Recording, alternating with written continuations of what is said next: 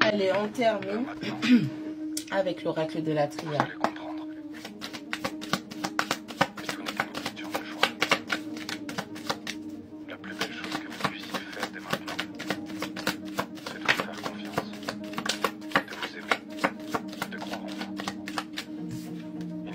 On a la numéro 23, la paix. On a la numéro 13, la pénitence. Il y a quelqu'un qui doit vraiment faire la paix avec lui-même, avec elle. Pardon, avec elle-même. On a quelqu'un qui doit retrouver la paix. On a quelqu'un qui doit interroger ses émotions. Juste, tu les écoutes, en fait. Ok? Tes émotions, ce sont des choses des énergies qui sont en train de tourbillonner, de bouillonner à l'intérieur de toi. Le truc, c'est pas de les réprimer. C'est aussi tes petites voix intérieures qui sont en train de te parler, de t'alerter sur quelque chose qui ne va pas intérieurement. Et pour pouvoir sortir de cet état de pénitence où tu te sens malheureux ou que tu es dans une forme de malheur ou d'incompétence ou d'insatisfaction, il faut juste que tu écoutes ce qui te parle de l'intérieur pour que tu puisses retrouver ta paix, parce que tu veux être entendu à l'extérieur, mais tu n'écoutes pas à l'intérieur. D'accord? On a la 42, le désir. Ça va te permettre de sortir de cette non-manifestation. On a la numéro 20, l'erreur. On a quelqu'un qui a eu une erreur de jugement, une erreur d'association. On a quelqu'un qui va se rendre compte qu'il a toujours été le sacrifice, l'agneau sacrificiel. Ouais, on va prendre ça comme ça, l'agneau sacrificiel. On a la numéro 27, le doute. Quand vous vous écoutez intérieurement, vous vous rendez compte que, en fait, vos doutes n'ont pas été estompés, ils n'ont pas été engourdis. Ils sont toujours là, c'est juste que vous ne leur prêtez pas attention. Mais s'il y a un doute, c'est qu'il n'y a pas de doute. Donc, il va falloir aussi écouter ces petites voix-là. Avec la 53, la méditation, on vous demande, encore une fois, d'écouter votre intérieur. On essaie de vous parler. D'accord? On a la 30, le pardon. On vous demande de... Il va falloir faire la paix et vous pardonner. Ça arrive de faire des mauvais choix, ça arrive de prendre des mauvaises décisions, ça arrive d'écouter les mauvaises personnes, ça arrive de choisir les mauvaises personnes, ça arrive d'aller dans les mauvais jobs, ça arrive d'avoir les mauvais conflits ou de s'attaquer aux mauvaises personnes, ça arrive d'avoir à offrir tout son cœur et puis il n'y a rien en retour. On peut faire des erreurs, c'est normal, c'est la vie, c'est l'apprentissage. Il faut que tu apprennes à te pardonner. On a la 22, les choix. On te représente l'opportunité de changer de... Tu es têtu, hein?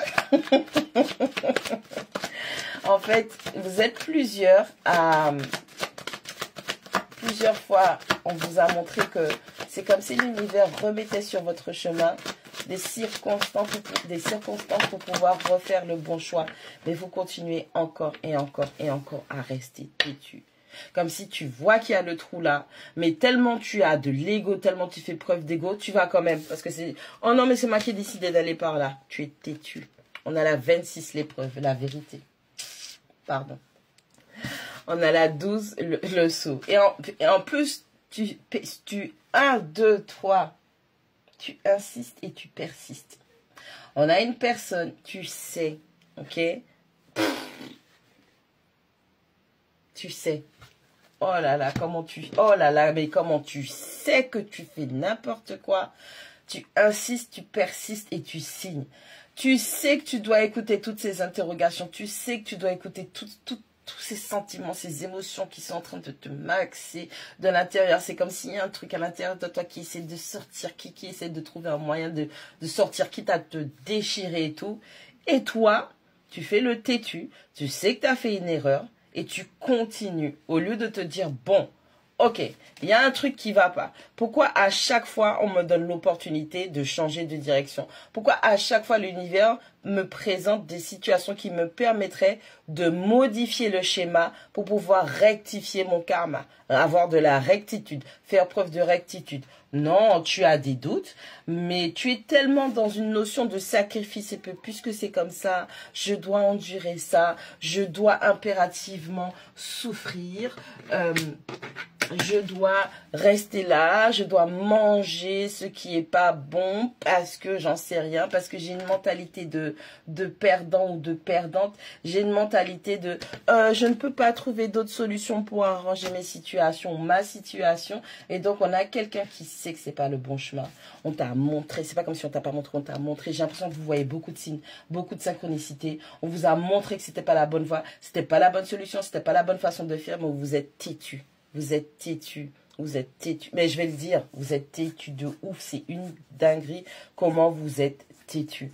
Et en plus de ça, quand je dis tu insistes, tu signes et c'est un délire parce que tout te montre qu'il faut briser ceci, qu'il faut briser ça. Mais non, non. Toi, tu continues. Alors, encore une fois, j'explique que le karma, c'est pas juste quelqu'un t'a fait du mal et que la personne doit payer. Parce que moi aussi, j'ai eu ce type de pensée. Jusqu'à ce que je me remémore notre cher John Fortune. Mais bon, bref. Le karma, c'est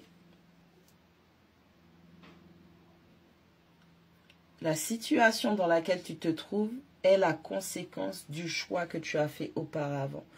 Tu as choisi de faire quelque chose.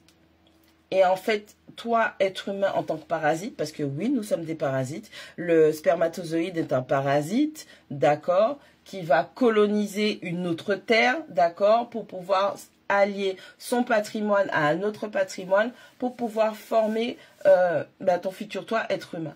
Et donc, du coup, tout est une question de choix. Le choix d'avoir des rapports sans se protéger, donc tomber enceinte, est la conséquence, le karma du choix qui a été fait.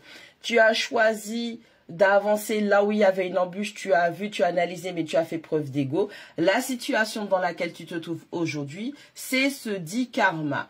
Quand quelqu'un te fait du mal, et je suis vraiment désolée, ça va pas vous plaire et tout, mais quand tu choisis une personne, et pourtant tu avais des doutes, et tu as vu, il y avait déjà des signes, votre discussion qui t'ont montré que cette personne était capable de te faire du mal pour X ou Y raison, et que tu as quand même choisi de rester, que tu as quand même choisi de te battre pour créer cette relation, la blessure, le mal que tu as, la situation dans laquelle tu es aujourd'hui, c'est déjà ton karma puisque c'est la conséquence du choix que tu as fait.